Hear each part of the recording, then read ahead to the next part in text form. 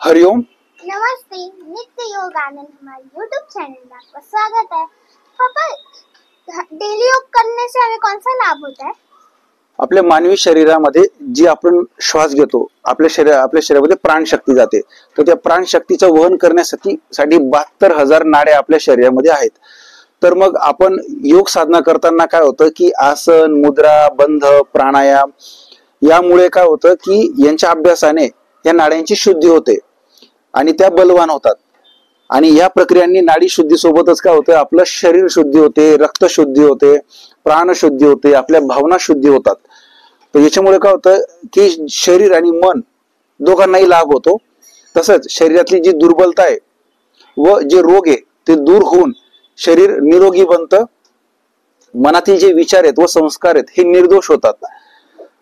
मनशांती व मनस्वास्थ्य लाभतं। त्याच्यामुळे काय होतं की आपल्या ज्या भावना आहेत, भावनांवर आपण नियंत्रण मिळवतो। त्यामुळे व्यक्ती, कुटुंब व समाज यात परस्पर प्रेम वाढतं आणि नित्ययोग आनंद घडतो। अशा प्रकारे आपण नित्ययोग करून आपल्या जीवनामध्ये आपण नित्ययोग आनंद घडवूया। चला तर मग नित्ययोग आनंद करूया। सब्सक्राइब। मिलते हैं अगली वीडियो में। नमस्ते। हरिओम।